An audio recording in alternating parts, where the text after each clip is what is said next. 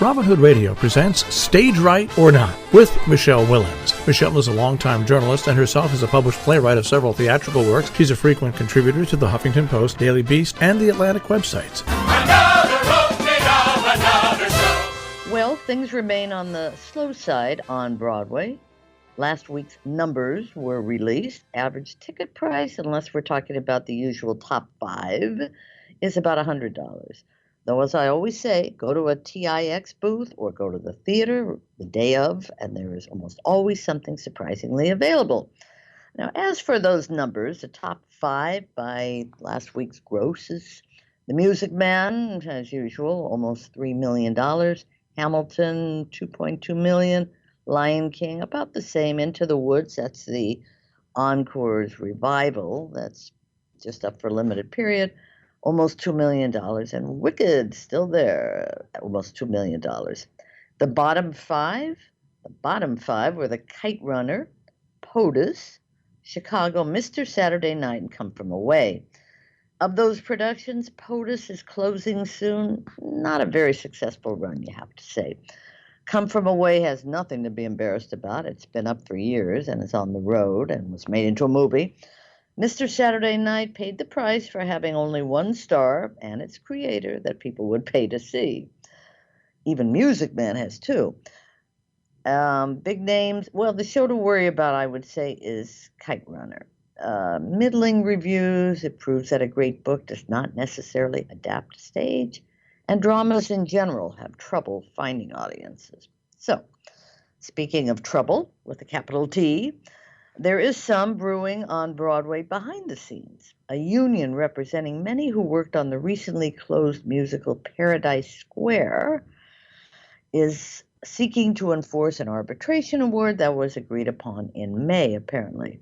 The Stage Directors and Choreographers Society asked the Federal District Court in Manhattan to compel payment of nearly $150,000 that is owed to the union and the show's director and its choreographer, and a few others who worked on the production.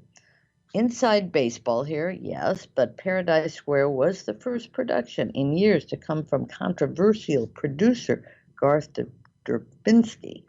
So knives may have been already out.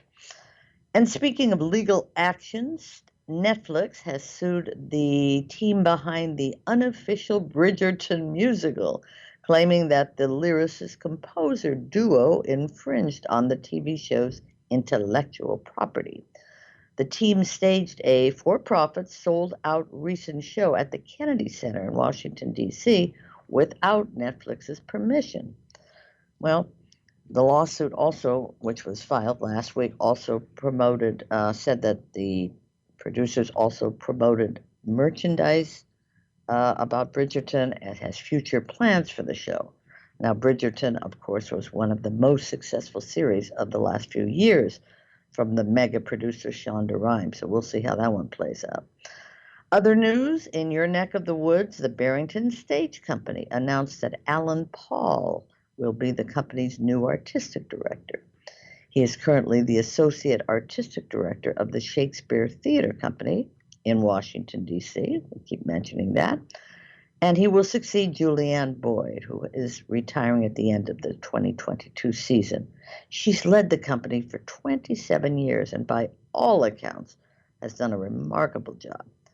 By the way, in case you were wondering, Alan Paul is a white male, so they can still get some jobs.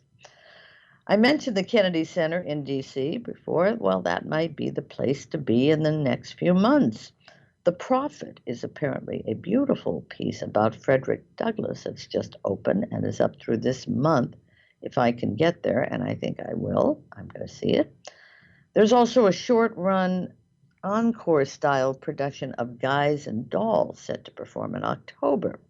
That cast includes Philippa Sue and Stephen Pasquale, who are married, by the way, and Jesse Mueller. Well, let's keep our fingers crossed that may be working its way to New York. All this to say that the stages are pretty much alive and moving forward around the country. As you may know, I'm finishing up my visit to Los Angeles, where I've seen 4 productions, all very worthwhile. And I'm headed this week to Ojai for the popular Playwrights Festival. That's now in its 25th year. I'll report on that here next week.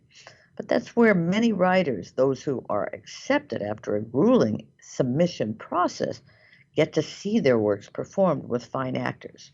I personally cannot wait. Meanwhile, I am still reading Directed by James Burrows. That's the memoir of arguably the most successful TV comedy director in history. We're talking Cheers, Taxi, Friends, Will and Grace, and more.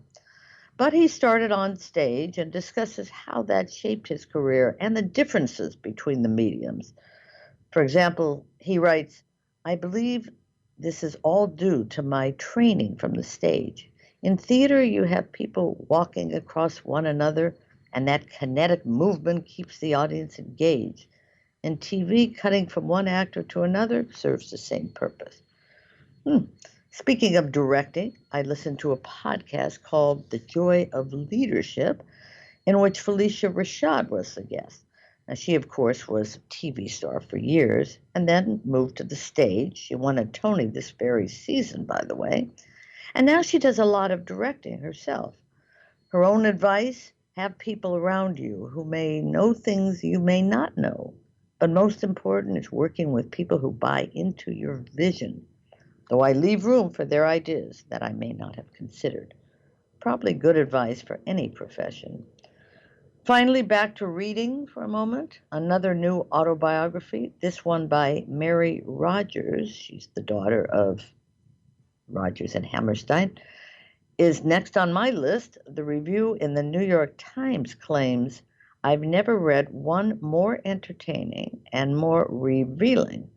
Her voice careens between intimate, sardonic, confessional, comic. The book is pure pleasure, except when it's jaw-droppingly shocking." Well, if that's not a good tease, I don't know what is. Stage Right or Not with Michele Willens, produced in the studios of Robin Hood Radio, robinhoodradio.com.